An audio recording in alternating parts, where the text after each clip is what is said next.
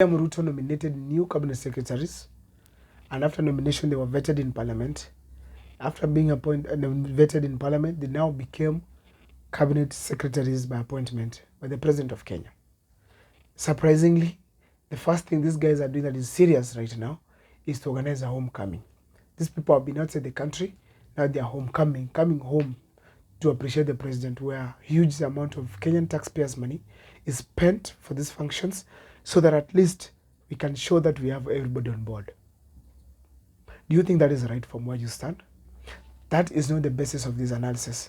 The basis of this analysis, it is what the speeches that were made in OPARANYA's homecoming event meant to this country.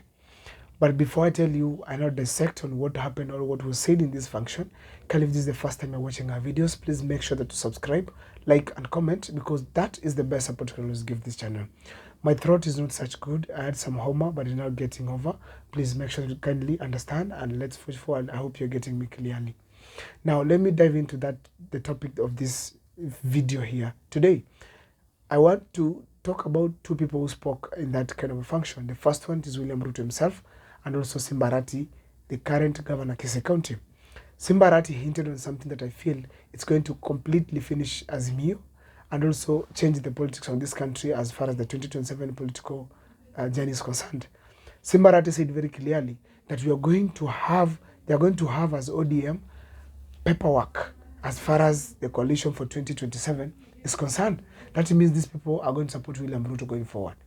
Now, William Ruto also said they are one people, and going forward they will be going far as a team, indicating the same thing, that these people are going forward as a team, and 2027, Kalonzo is out, Gachagua is out, therefore they have formed a team already, and the problem the running mate might come from either Western region or maybe come from other parts of the country, but very clearly you're going to have William Ruto supported by the ODM party. Now, sorry for that. Let me ask you very simple here. From where you stand, do you think the interests of the Kenyan have been served by the appointments of President William Ruto? Right now as we speak, the Gen Z, millennials, and other citizens in the country, they were bringing out three things that were very clear in everyone's mind. First is accountability. Second, it is corruption. Third of all, it is expenditure in the government. Do you think these things have been addressed by the government as we talk? No. When I listen to the speeches that were made there's nobody who was talking about the things that are concerning the Gen Zs and millennials. Therefore, I feel the country is completely going to head into the wrong direction. Why am I saying so? Right now, the big challenge you have in the country is not even just the taxation that people are talking about. It is even the way our taxes are being used. When we listen to these people talking about coalitions of 2027, that points out that it is clearly the same thing that brought them together as far as the protests and the outcome of the protests are concerned. They didn't come together to even sort out the issues that are concerning the Kenyans right now. Therefore, it is very wrong for those leaders to think of that, yet we are suffering as a country. Let me take you briefly to Simba Arati himself. In the Kisii County, as we speak right now, it is not doing well. And the county right now, Simba Arati cannot point to any single serious project he has done. Sewer lines right now are leaking right, left, and center in the town. Roads are not good. There are no pavements being made. Water can be missing in Kisii County for a week because of lack of payment of the water bill to the electricity. I mean, lack of the payment of the electricity bill. I mean, this is not what you expect to a leader who can speak on the national platform for people to listen to him. We need to have leaders who embrace leadership from the grassroots, who embrace leadership of development, who embrace leadership of understanding. But when you realize our leaders speak on that side and just don't consider what Kenya is experiencing, then as a country we are heading in the wrong direction. Nevertheless, it's not my ability, it's not my position to judge. But I want to say here categorically that we need a scenario where leaders are avoiding unnecessary expenditures. The president didn't have to travel all the way to Kakamega to attend that function, yet we saw it very well. They had already finished the swearing in State House. Because how much does it cost the president to travel from State House to Kakamega? A lot of money. Did he go at an individual capacity? No. He traveled as the president of Kenya. And these local journeys, as we say here, they're the ones that determine the amount of expenses the country incurs. So the moment the president travels locally, the expenses keep on increasing. The president traveled to Kakamega last time.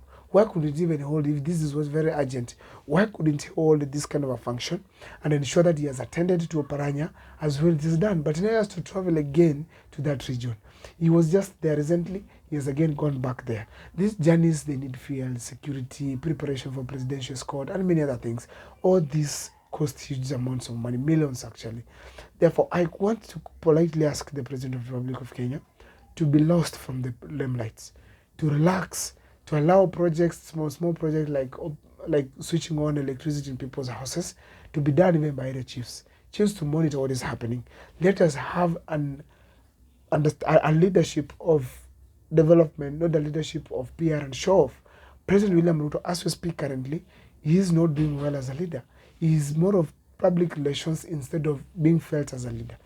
Even if he's sleeping in the State House bedroom, President William Ruto's development projects, if they're happening, can be felt back in the grassroots.